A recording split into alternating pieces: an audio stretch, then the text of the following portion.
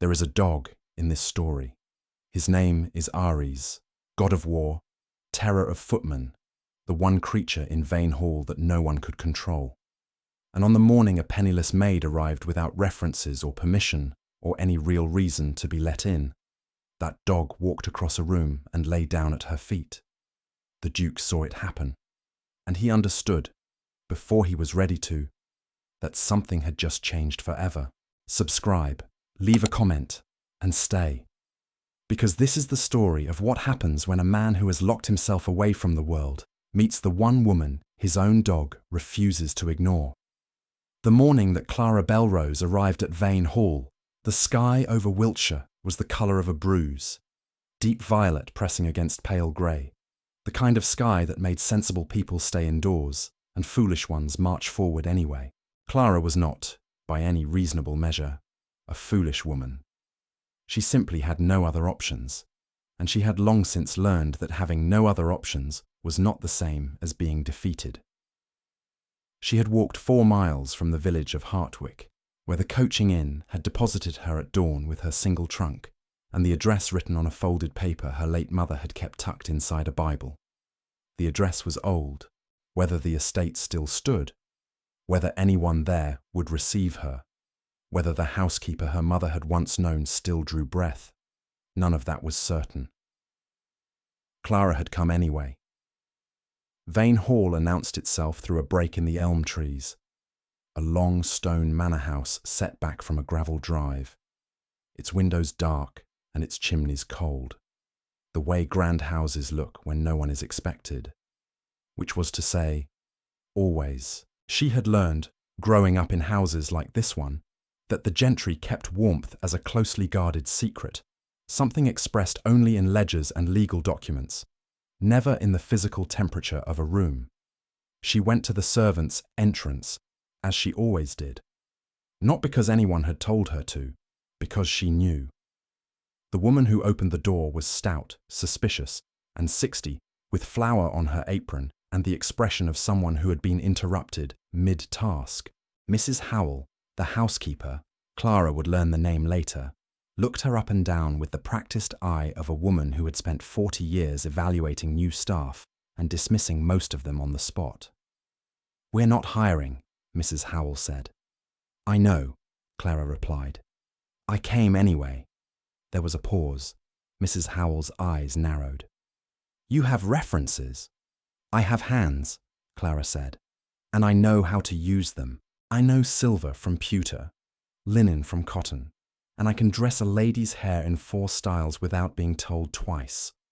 I have no references because the household I served last dissolved when the mistress died, and her family scattered to the 4 winds without thinking to leave letters of character for the people who kept their home running for 6 years. None of that was untrue. What she left out was the rest of it. The long walk from London, the weeks of silence after Lady Pembury's death, the realization that sentiment meant nothing to an estate in probate. She left out the cold nights. She left out Lord Fielding, who had been Lady Pembury's nephew, and who had looked at Clara the way men with too much money and too little conscience looked at women who had nowhere else to go. She had left London the morning after he made his intentions plain. She had not looked back. She had told herself, walking away in the early grey, that she was not running. She was simply choosing. The only form of power available to a woman with 30 shillings and an old address in a Bible. Mrs. Howell studied her for a long moment. Then she stepped aside. "You'll start on trial," she said. 3 weeks. If His Grace notices you exist, it means you've done something wrong." Clara stepped inside. She did not ask who His Grace was. She would find out. She found out within the hour, as she did with most things, not by asking, but by listening. The kitchen staff talked the way all kitchen staff talked, in the low, continuous murmur of people who have nothing to fear from one another and a great deal to say. From cook, a round-cheeked woman named Mrs. Finch, she learned that the Duke of Vane was 34 years old, that he had held the title since his father's death in 1802, that he had been engaged once and was not engaged now, that he rarely left the estate, that he took his meals alone, and that he kept a dog so large and so ill-tempered that 3 footmen had quit over it in the past year alone. "Aries," said the kitchen maid, Polly, with feeling. "That's what he's called, like the god of war, and he acts like it, too. Bit Mr. Graves on the ankle last autumn." "Did the Duke apologise?" Clara asked, pulling on her work apron. "His Grace," said Mrs. Finch, with emphasis, "does not apologise, for Aries or for anything else." Clara filed this away. She had a particular method for understanding the households she entered. She listened first, observed second, and formed opinions last. Most women in service did the opposite, which was why they were always surprised when things went wrong. Clara was rarely surprised. She spent her first 3 days in near total invisibility, which was exactly as it should be. She learned the layout of the hall, 32 rooms, of which perhaps 12 were in regular use, and the rhythms of the household and the precise location of every item in the linen cupboard. She learned that His Grace rose at 6, rode alone for 2 hours, returned to eat breakfast in his study, and spent the remainder of the day in a state of determined seclusion that the rest of the staff treated as a kind of weather to be endured. She had not seen him yet. She had only seen the edges of him, the half-finished glass of claret left on the library table, the riding coat folded over the back of a chair, the particular quality of silence that preceded his entrance into any room and lingered in his wake. Then, on the 4th morning, she met Aries. She had been sent to the east wing to air out the gallery. Heavy curtains pulled back, windows cracked, the August light falling in long dusty columns across the portraits of the Vane family going back 200 years. She was moving efficiently through the room when she heard the sound. Claws on the parquet floor, deliberate and slow, the measured tread of an animal that owned whatever it walked through. She turned. The dog was enormous. An Irish Wolfhound, silver-grey and ancient-looking, with a long, narrow head and eyes that held a judgment so complete it put most human expressions to shame. He stood in the doorway, regarding her with calm, absolute authority, the way only very old creatures and very powerful people do, as though time itself had agreed to wait. Clara did not move. This was not because she was frightened, though she was, somewhat. It was because she had grown up around large dogs on the estates where her parents served. And she knew the first rule: never let an uncertain animal decide you are prey. She held his gaze. She kept her hands loose at her sides. Aries looked at her for a long moment. Then he walked forward, crossed the full length of the gallery, and lay down at her feet, not beside her, not near her, at her feet, with the deliberateness of a formal declaration, his great head resting on her shoe. Clara stood very still. Then, slowly, she reached down and rested her hand on the crown of his head. He did not flinch. "Hello," she said quietly. "I suppose we know each other now." She did not see the figure in the doorway. She did not know that the Duke of Vane had been standing there for the better part of a minute, watching the scene unfold with an expression that, had anyone been watching him, would have been difficult to describe. Not shock, not softness. Something more like the sensation of hearing a sound you had forgotten existed and had not realized you missed. He left before she turned around. She spent the rest of the morning in the gallery, the great dog at her feet, and felt, for the first time in months, something close to peace. Thaddeus Vane had been called many things: cold, proud, unreachable, the newspapers, during that miserable winter of 1808, when society had not yet tired of his story, had called him tragic, though he suspected they meant it as entertainment rather than sympathy. He had stopped reading newspapers. What people called him and what he was were not the same thing. He knew this. He also knew that it no longer mattered. Eleanor had died on the 14th of September, 1807. She had been 22 years old, the daughter of a Devonshire baronet, with a laugh that could change the temperature of a room, The wedding had been set for the 15th. He had gone to bed the night before, a man who believed in the future. He had woken to the news that she had fallen on the stairs in the early hours, a sudden loss of footing, a terrible quiet, and then nothing. He had loved her. That was the simple, unadorned fact he carried. He had loved her, and she was gone, and the love had nowhere to go, so it had curdled slowly into something else, a kind of controlled silence, a careful distance from everything that might require him to feel again. He managed his estates with precision.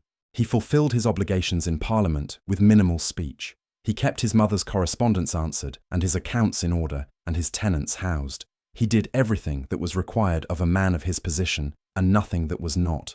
Aries he had allowed because the dog had belonged to Eleanor. She had given him the puppy 3 months before she died. A ridiculous, enormous, ungovernable creature that chewed furniture and terrorized the footman and was, by any practical measure, more trouble than he was worth. Thaddeus had kept him out of the same stubborn loyalty that kept him from selling the house in Devonshire or clearing out the yellow room where Eleanor had spent her visits. Some things you did not give away simply because they were inconvenient to keep. What Aries had never done, not in 3 years, not for anyone, was what Thaddeus had watched him do in the gallery that morning. He spent the remainder of the day trying not to think about it. He failed, which was unusual enough to irritate him. He inquired of Mrs. Howell that evening who the new maid was. Mrs. Howell told him. Clara Bell Rose. No references. Came on her own. 3 weeks' trial. He said nothing else. But he noticed, the following morning, that Aries had abandoned his customary position outside the study and was nowhere to be found until Thaddeus tracked him to the linen corridor, where the new maid was folding sheets and speaking softly to the dog in a low, matter-of-fact tone, not the cooing nonsense most people used with animals, but actual words, as though Aries were a colleague whose opinion she respected. "You don't have to follow me everywhere," she was saying. I'll be here tomorrow." Aries thumped his tail. Thaddeus retreated before she heard him. He told himself this was because interrupting the work of his household was not his concern. He told himself this for the rest of the day and found it less convincing each time. 2 weeks passed. He had still not spoken to her directly, which was not unusual. He rarely spoke to any of the household staff unless something required his attention. But he was aware of her in the way you are aware of a change in light. Not dramatic, not demanding, simply present and altering. She was quiet in a way that was not submission. Most servants learned a careful smallness around him. They folded inward, minimized themselves, moved through his house like apologies. She did not do this. She moved through his house like someone who understood her own value and had simply agreed, for practical reasons, to apply it in service of his. There was a difference, and it was a difference he felt without being able to articulate. He saw her from the library window one afternoon, in the kitchen garden, arguing with the gardener about the placement of something. He could not hear the words, only the gestures, her hands precise and expressive. The gardener eventually nodding in a way that suggested she had won with enough grace that he didn't mind losing. He turned away from the window and found the sentence he'd been reading 3 times and still couldn't get through. The incident that changed things happened on the 17th of August. He had not slept. This was not uncommon around this time of year. September approached with its particular weight, and sleep became something that happened to other people. He had been in the library since 2 in the morning, not reading, not writing, simply sitting in the chair by the window the way a man sits when his own thoughts have become a country he doesn't know how to leave. At 3:30, he heard movement in the corridor. He was not concerned. The house had its own nocturnal rhythms, but the movement came closer, paused outside the library door, and then, after a moment, the door opened. Clara entered with a tray. She had not knocked. She had, he realized in a distant way, known he was there. She set the tray on the side table, tea, a plate of bread and cold meat, a single candle in a brass holder. She did it without looking at him, Not pointedly, not performatively, simply in the way of someone doing what needed to be done. Then she turned to go. "You didn't knock," he said. She paused, turned back. "No." "Why?" There was a brief silence, the kind that precedes an honest answer. "Because knocking would have made it an event," she said. "I thought you might prefer it wasn't." He looked at her. In the candlelight, she was steady, clear-eyed, with the particular stillness of someone who is very comfortable with her own silence. She was, he thought, entirely unlike anyone who had ever stood in that room. "You should be asleep," he said. "So should you," she replied. Then, as though catching herself, "Your Grace." The corner of something moved in his chest. It was so small, he almost missed it. "You may go," he said. She went. He ate the bread and drank the tea and sat in the chair until dawn, thinking about absolutely nothing, and yet somehow unable to stop. The household had its own opinion about the situation, as households always do, and it expressed that opinion in the way of institutions that cannot speak directly, through the arrangement of tasks, the assignment of rooms, the particular routing of errands that happened, with increasing frequency, to place Clara in the path of the Duke's daily movements. Mrs. Howell did not acknowledge doing this. Clara did not acknowledge noticing it. Polly, the kitchen maid, who acknowledged everything, remarked to Cook that the Duke had taken to walking the long way through the East Corridor every morning, and Cook replied that this was none of their business, and both of them continued watching with great interest. What was happening, slowly, and without either party having agreed to it, was a conversation conducted entirely without words. Thaddeus left books. Clara returned them with evidence of having read them, not notes after that first one, but the physical evidence. A page turned down at a particular passage. A pressed flower from the garden marking a chapter on nature. Once a small drawing in the margin that was so quick and economical, it took him a moment to realize she had sketched Aries from memory with 3 lines and captured him completely. He kept the page. He did not mention it. Clara, for her part, was not naive about what was happening. She was 24 years old and had spent 7 years watching the dynamics of households with the detached precision of someone who understood that misreading a situation could cost her everything. She had seen what happened to women in service who allowed themselves to believe that the warmth of a particular employer was the same as the warmth of an equal. She had watched it happen to women smarter than herself, women more careful than herself, and she had sworn, in the cold, practical interior of her own mind, that she would not be careless. And yet, there was a difference. She kept returning to this, testing it the way you test a bridge before crossing, between a man who looked at a woman in service as convenient and a man who looked at her as though she were the most coherent thing in a room full of noise. Thaddeus Vane looked at her the second way. She was not imagining it. One afternoon in late September, she was returning a tray to the kitchen when she passed the study and heard, through the half-open door, a sound that stopped her entirely. Not music, not voices. The sound of a man sitting in absolute silence, with the particular quality of silence that is not peace, but its opposite. The silence of someone who has stopped fighting and hasn't yet decided what comes next. She stood outside the door for a moment. She did not go in. She went to the kitchen and asked Mrs. Finch, quietly, whether the Duke had eaten that day. Mrs. Finch said, "No." Clara put together a tray with the specific efficiency of someone who has decided on a course of action and intends to execute it before she can think herself out of it. She took it back to the study. She knocked. This time she knocked, because this was not 3 in the morning and it was not the library, and she was choosing the different approach deliberately. She waited. He said to come in. She entered, set down the tray, and turned to go. Bell rose. She turned back. He was at his desk, not working. The papers pushed aside, his hands folded on the surface, his face holding the expression she was coming to recognize as what lived underneath his composure when he wasn't attending to it. Not grief, exactly. Not grief anymore, or not only, something more like exhaustion. The fatigue of carrying something heavy for a very long time and not being sure how to set it down.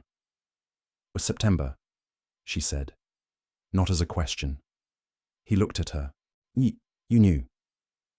"Mrs. Finch keeps a household calendar. The 14th is marked." She paused. "You don't have to explain it."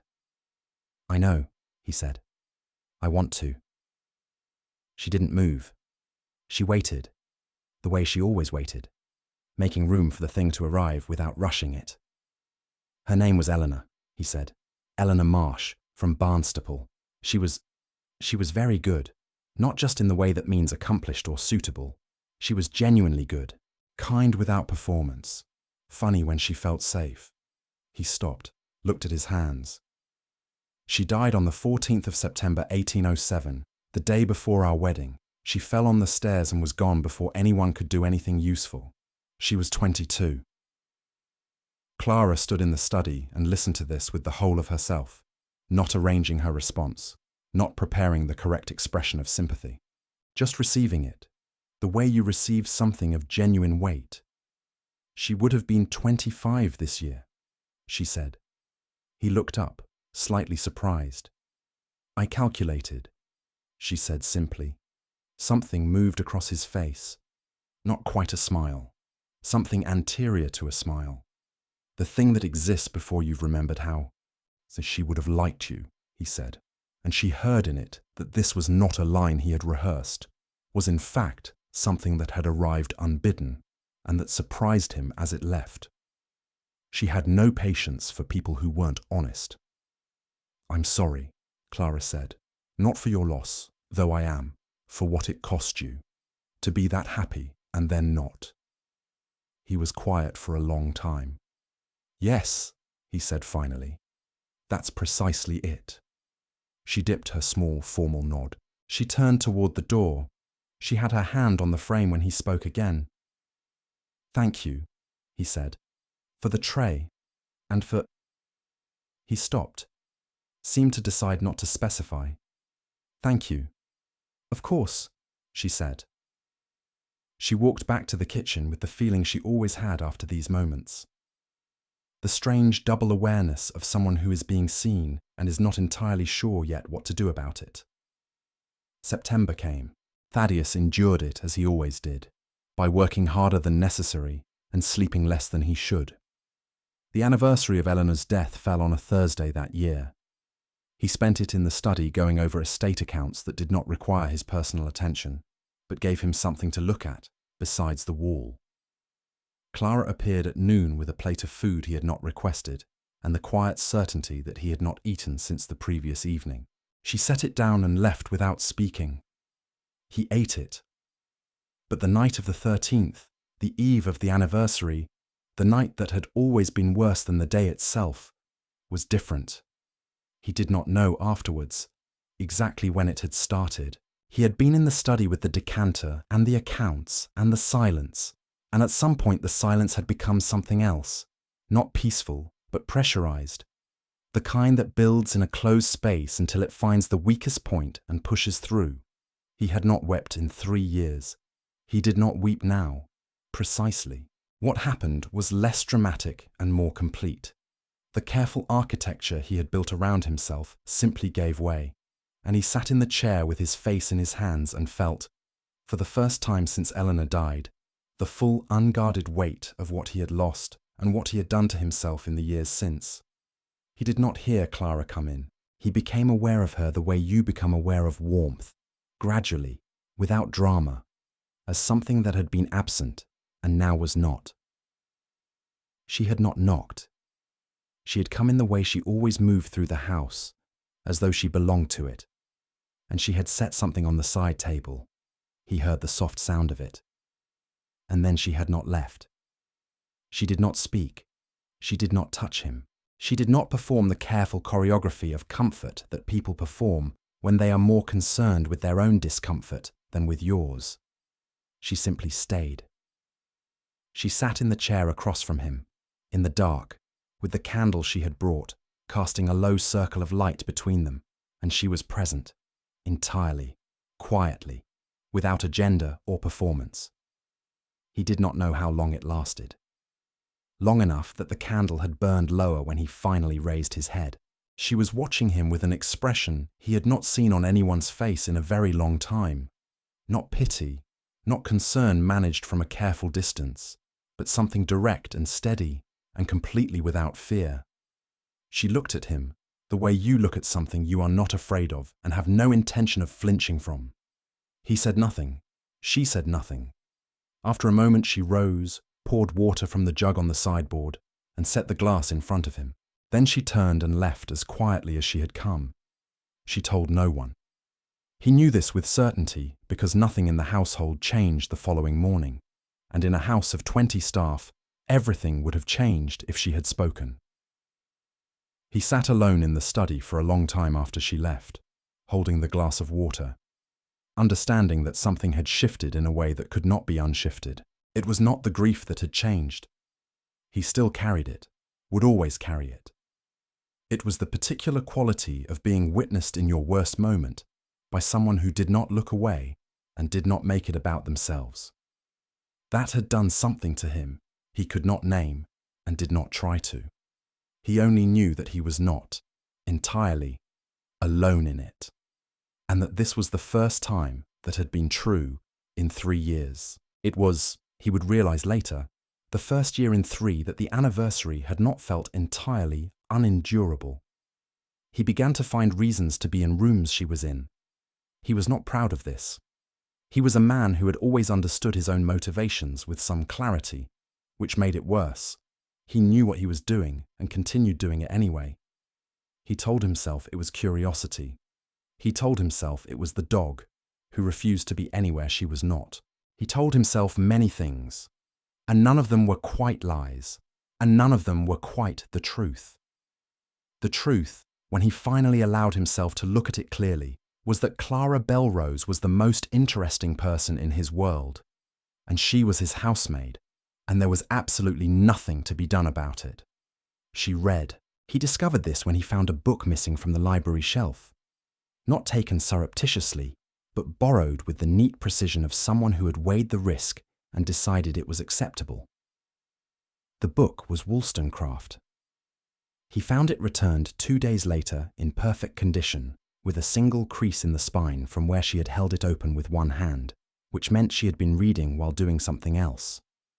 He left the Defoe out where she could find it. She found it. He left the Radcliffe. She left it on the table one morning with a piece of paper tucked in the pages. Not a note, exactly. More like a margin comment she had written, and then thought better of, and then left anyway. The ghost is a metaphor, she had written. The heroine's fear of the castle makes more sense if you read it as fear of limitation, rather than fear of the supernatural. He read it 3 times. Then he went to find her.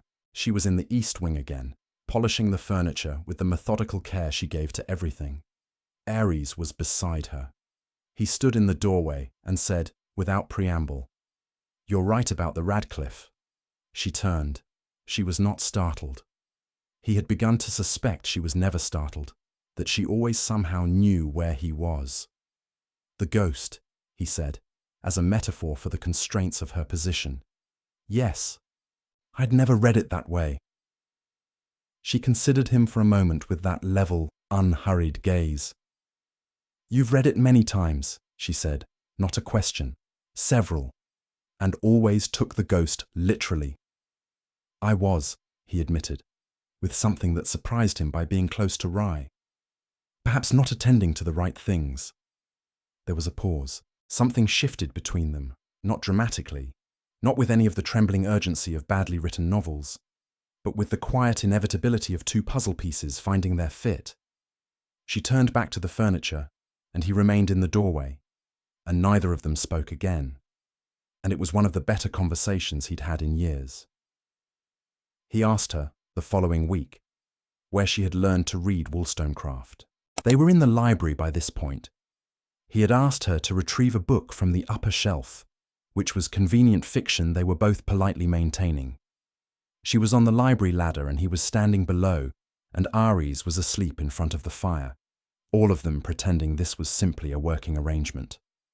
"My father," she said, handing down the book. He was a valet for 30 years.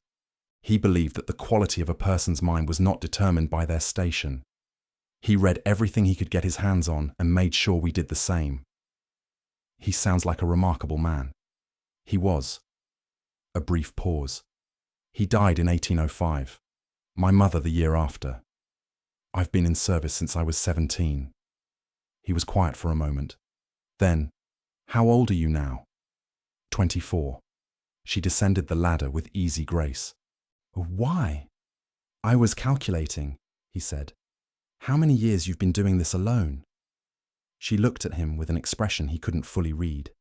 Something between wariness and surprise, and something softer beneath both. 7 years, she said. I manage. I can see that. You say it as though it's impressive. It is impressive. She held his gaze for a moment longer than was strictly appropriate for a housemaid and a duke. Then she turned away, and the moment folded itself back into propriety. And he stood there with the book in his hands, feeling as though he had just said something he couldn't take back. He didn't want to take it back. That was the problem. He arrived on a Thursday in October, unannounced in the way that men who have never needed to announce themselves arrive at houses they consider beneath their condescension to visit. Lord Ashwell Ferris, 38, handsome in the approved manner, rich in the way that makes men believe everything else about them is also correct, rode up the drive with 2 servants and the expression of a man who expects his horses taken and his bags unpacked before he has finished dismounting. Thaddeus received him in the drawing room with the minimal hospitality the situation required. They were not close friends. They were the kind of acquaintances that aristocratic society produces in abundance. Men who have attended the same schools, the same clubs, the same social functions, and have absolutely nothing in common beyond their postcodes and the accident of their birth. Ferris wanted something. Thaddeus could tell within 3 minutes, not from anything said but from the particular quality of his composure. Too studied, too careful, like a man maintaining a performance. Over dinner, which Thaddeus had arranged with resigned efficiency, Ferris spoke pleasantly about London, about the season, about several people Thaddeus neither knew well nor cared about. Then, with the ease of a man who believes subtlety is for lesser minds, he said, I understand you've taken on a new housemaid recently, a Clara Belrose. Thaddeus set down his glass. Slowly, and I wasn't aware you followed my domestic arrangements. I don't, generally. Ferris reached for the claret with a small smile. I follow Clara Belrose, or rather, I have some history with her. She was previously known in certain London circles. Her employer, Lady Pembury, was an acquaintance of my mother's. When Lady Pembury died, there was some talk about the girl, her circumstances. What sort of talk? The usual sort. She's clever, which some people find unsettling in a woman of her position. She refused a very reasonable offer of, shall we say, alternative employment from a gentleman who had her interests at heart. The phrasing was so smooth, it almost passed without examination. Almost. Thaddeus looked at Ferris across the candlelight and saw the whole story in the man's ease of telling. The certainty that his version of events was the only version. The assumption that Thaddeus would nod along. The complete absence of any consideration for Clara's perspective on what had occurred. What was the offer? Thaddeus asked, another smooth smile. Come now, Vane, you're not going to make me elaborate. I think, Thaddeus said, that I am. A brief silence. Something shifted in Ferris's expression, the composure flickering, recalibrating. She rejected a very generous arrangement, Ferris said, with slightly less smoothness than before, and left London without a word of thanks. It was ungrateful. I see. Thaddeus picked up his glass again. And you've come all this way to... What exactly? Warn me. Reclaim her. I'm not certain I understand the purpose of the visit. Warn you, Ferris said. She's not what she appears. A woman who refuses her proper station, who forms attachments above her place, who reads and argues and makes herself inconvenient. She's trouble. Vane. A woman like that in a household like this, It can only end badly for you." He said it with the certainty of a man who had never considered that any of this might be about Clara at all, as though Clara were a weather event, something to be managed, diverted, discussed without her present or her consent. Thaddeus had felt many things over dinner. He now felt entirely clear. "You'll stay the night," he said pleasantly, because he was, whatever else, a man of manners, "and in the morning, you'll leave." He found Clara that evening in the servants' corridor, carrying a basket of mended linen. He stopped her. "Ferris is here," he said, "but I want you to know, in case you'd rather not encounter him." She stilled. The basket remained level in her arms, but he watched her face do several complicated things in rapid succession before returning to its customary composure. She had, he thought, considerable practice at this, at receiving bad news with her spine intact. "He told you," she said. "Or he told me his version." His version? Something moved behind her eyes, not quite bitterness, more like recognition. "Which is that I was ungrateful." "Yes." She was quiet for a moment. "He came to Lady Pembury's house 3 weeks after she died. The family had already dispersed. I was there alone, finishing the inventory for the solicitors. He made it very clear what he was offering and on what terms." She paused. "I left London the next morning. I had 30 shillings and the address in my mother's Bible. I walked to the coaching inn and I didn't look back." She said it as a statement, not a bid for sympathy. This, he had come to understand, was entirely characteristic. She did not collect pity. She reported facts. "He said you were trouble," Thaddeus said. "I suspect I am," she said. "To men like him."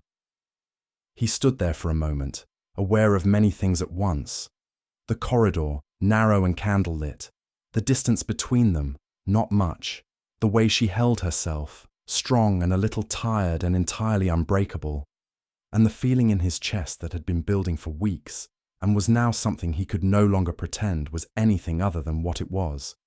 "You're staying," he said. "Your position here is secure, whatever Ferris says or does." She looked at him for a long time. Her eyes were dark and steady and searching, the eyes of someone who has been given too many promises that dissolved and has learned to test the weight of each one before trusting it. "You don't have to do that," she said, quietly. "I know," he said. "I'm choosing to." Another pause.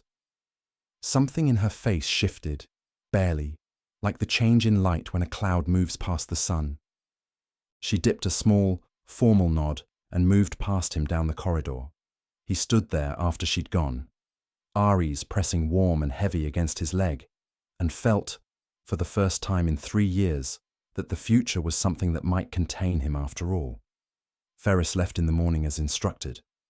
He was not gracious about it. Men like Ferris were never gracious about anything that wasn't their idea. But he went, which was all that was required. He did not go quietly. Before he mounted his horse in the drive, he spoke to the 2 footmen and the stable hand within earshot, and what he said was the kind of thing that travels fast in small households and the surrounding countryside. That the Duke of Vane had a particular interest in his new housemaid, that the girl had designs above her station, that the household at Vane Hall had grown disordered. Mrs. Howell reported this to Thaddeus that evening with her customary directness. He listened without interruption and then said, "Thank you," and she left. And he sat for a while understanding that the situation had changed. What Ferris had set in motion was social machinery, the kind that ground slowly but produced damage in everything it touched. Clara would be the one it damaged, not him. A duke was always forgiven, always protected, always granted the benefit of a doubt that women of her position were never offered. If the talk continued, it would follow her. It would close doors. He spent a week wrestling with this understanding, which was also the same week he admitted to himself, without metaphor or evasion, that he was in love with her. The timing was, he acknowledged, spectacularly inconvenient. Love, after Eleanor, had not seemed possible. He had not wanted it to be possible, because wanting it meant the wound might eventually close. and closing meant the loss of the last thing that connected him to what they had been. He had misunderstood, for 3 years, the nature of grief. He had believed that loving someone again would mean forgetting her.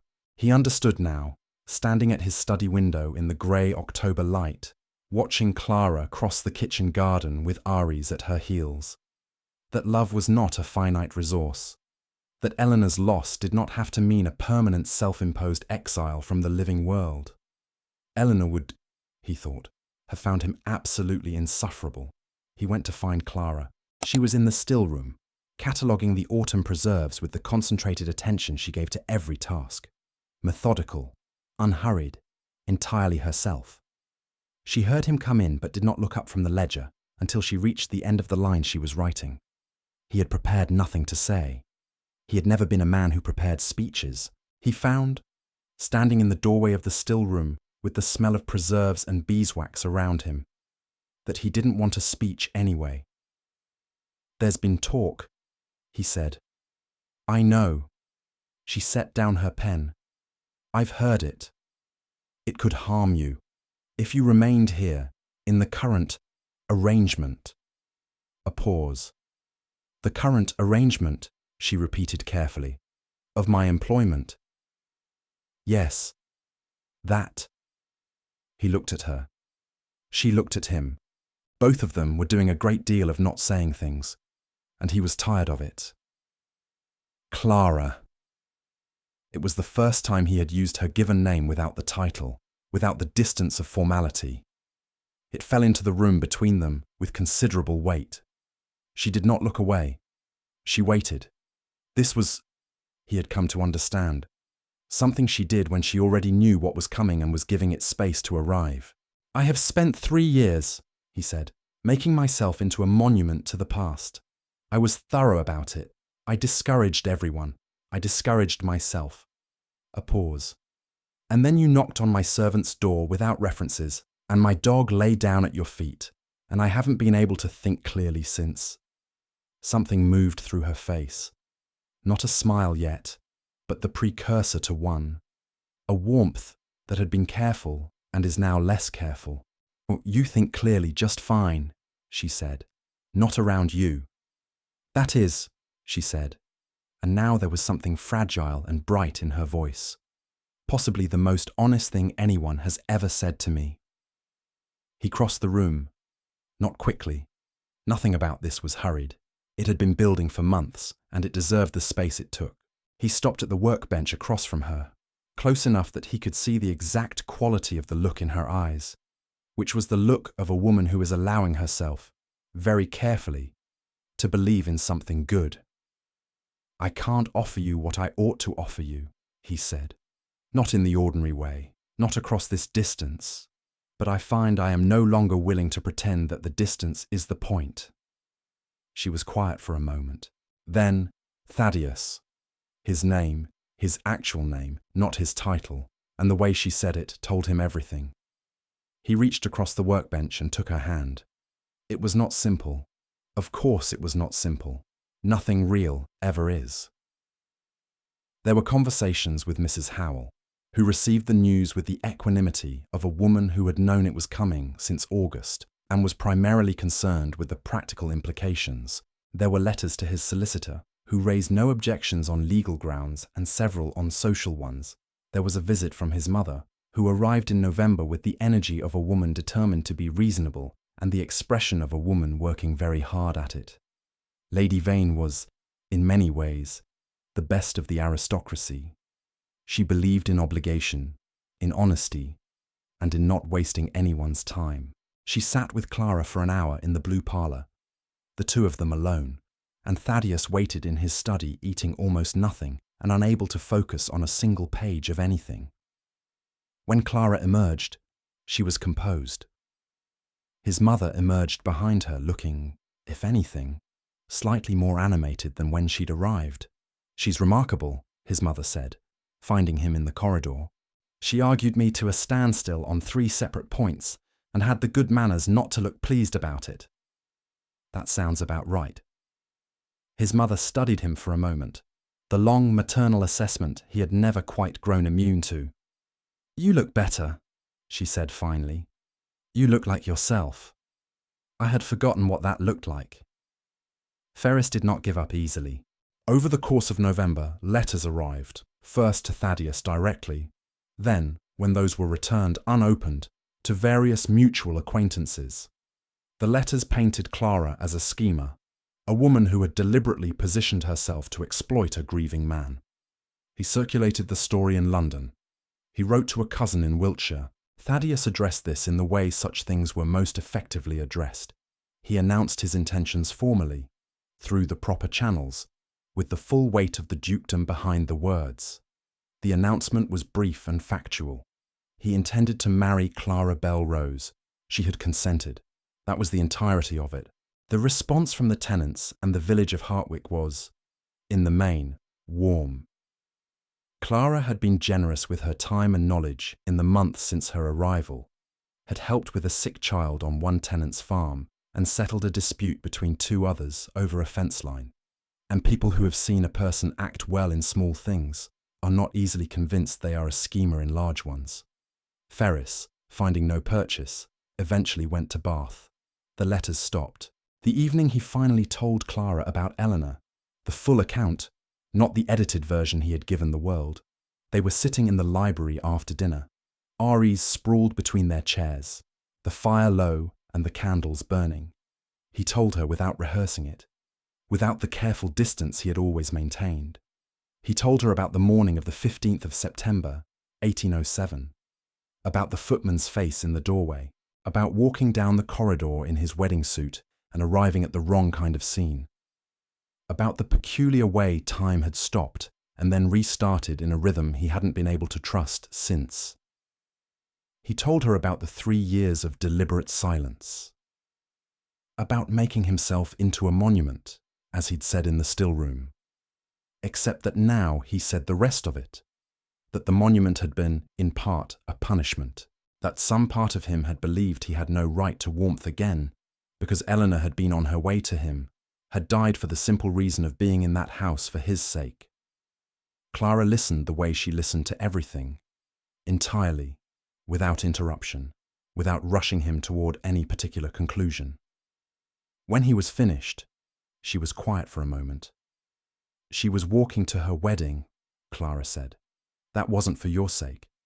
That was for hers. She wanted to be there. She would have wanted to be there, even if she could have known the cost. He looked at her. You've been carrying responsibility for a staircase, she said gently. That's too heavy for anyone. He said nothing for a long moment. Then, how do you do that? Do what? See straight to the center of a thing. She considered this. I spent a long time watching people without being watched back, she said. You learn to see clearly when you know no one is looking at you. He reached over and took her hand. She turned it palm up in his and held back. Outside, the November rain was against the windows, and the fire had burned down to coals, and Aries slept the dense, uncomplicated sleep of a creature at perfect rest, and Thaddeus sat in the chair beside the woman he loved feeling. For the first time in 3 years, that grief had released him, not abandoned him. He would always carry Eleanor, always honour what they had been, but released him, the way a hand releases something it has been holding too long, not forgetting it, but setting it gently down. There was a morning in December, 3 weeks after the formal announcement, when Thaddeus found Clara in the kitchen garden in the early frost, standing entirely still and looking at nothing in particular. She was holding a letter. He stopped a few feet away and waited. She heard him, turned, and held the letter slightly toward him, not offering it exactly, more acknowledging its presence between them. From my brother, she said. He's in Bristol. I wrote him when things changed. He waited. He wants to come, she said. To meet you. He's the only family I have left. He's younger than me. I raised him for 2 years, after our parents died, before his apprenticeship. I haven't seen him in 4 years. Then he should come, Thaddeus said. She looked up. Just like that. Just like that. Send for him. He can stay as long as he wants. He is your family. That makes him mine. Now. She stood for a moment with the letter in her hands and the frost around them, and that particular expression on her face. The one that was wariness releasing, carefully, into something it had been holding itself apart from. You say things with such complete simplicity, she said, as though there's nothing to figure out. There isn't, he said. Not about that. There is, actually. There's a great deal to figure out about what it means for a woman who has been entirely on her own for 7 years to trust that. She held his gaze. I'm not saying I don't. I'm saying you should know it takes practice. I'm better at being capable than I am at being received. He considered this. It was possibly the most honest thing anyone had ever said to him, which was appropriate because she was, consistently, the most honest person he knew. I know, he said. I'm not in a hurry. I've been practicing being closed for 3 years. I imagine we can both afford to be patient with the opening. She turned back toward the house, and he fell into step beside her. Beside her. Not behind. Not ahead. And they walked back through the frost together while Ares materialized from somewhere in the garden and pressed himself between their legs in his customary demonstration of deliberate and extremely effective herding. Thomas Belrose arrived 2 weeks later, exactly as described. Argumentative, warm, 21, and fully conquered by Ares within the first 10 minutes. He shook Thaddeus's hand with the directness of a young man who has been raised by a woman who doesn't tolerate pretense, looked him in the eye, and said, She wrote me that you read Wollstonecraft. I need to know what you think of the argument in chapter 4. Thaddeus told him. Thomas disagreed. They were in the library for 2 hours. And when Clara came to find them, she stood in the doorway for a moment, listening to the argument with an expression that was the closest thing to completely unguarded he had ever seen on her face.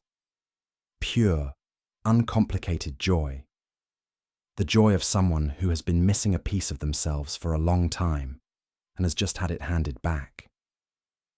He caught her eye over Thomas's head. She gave him the smallest possible nod, the nod that was just for him, the one that meant she saw him seeing her, and she was for once entirely content to be seen.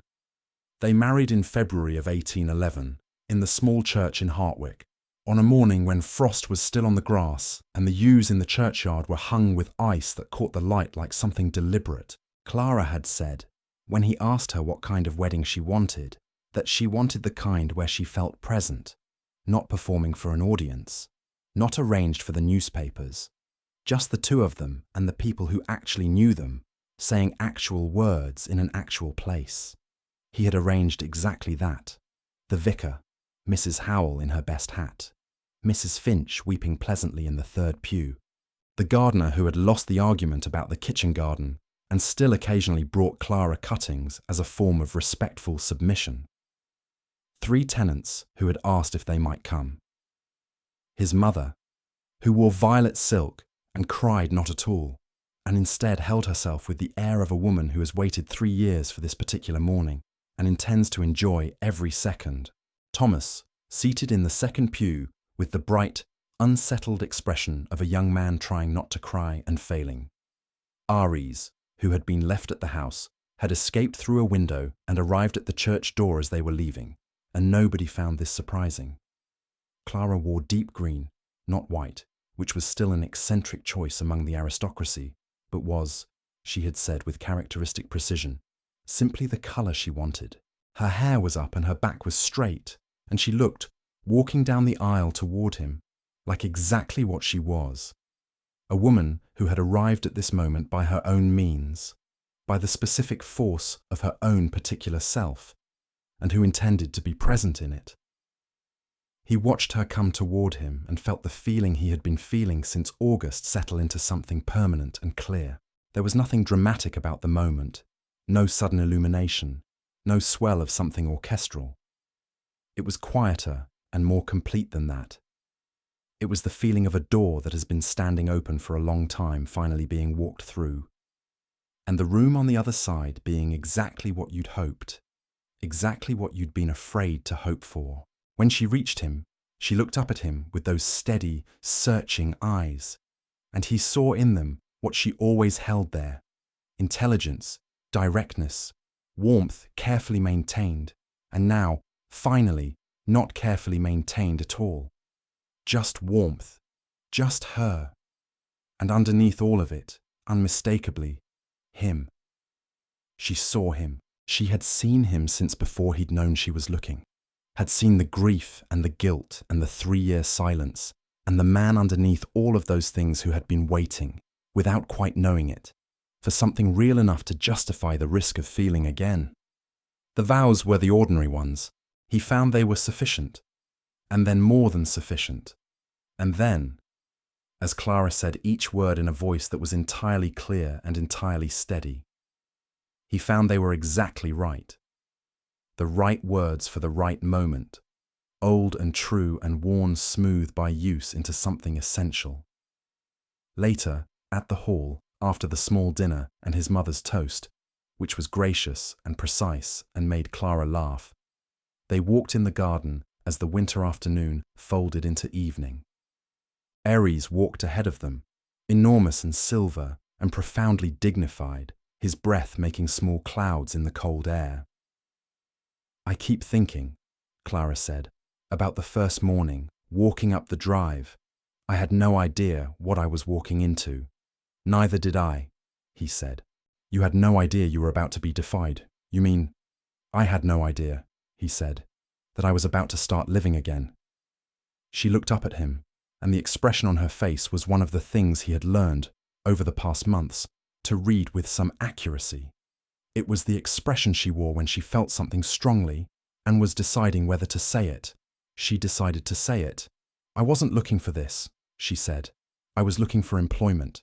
I was looking for a door that would open." She paused. "But I want you to know that I'm not here because I had nowhere else to go. I'm here because this is where you are. There's a difference, and I need you to understand that." He stopped walking. She stopped beside him. Ares continued ahead, and then looked back with mild canine impatience. "I understand it," he said. "Good." She slipped her hand into his arm. "Because I intend to argue with you regularly and read all your books and reorganize the library in a way that makes more sense, and I need you to know that all of those things are expressions of affection. The library reorganization especially. Particularly the library. Your system is inexplicable." He laughed. It was a real laugh, the unguarded kind, the kind that happened when you were not thinking about whether laughing was appropriate. He had forgotten it sounded like that.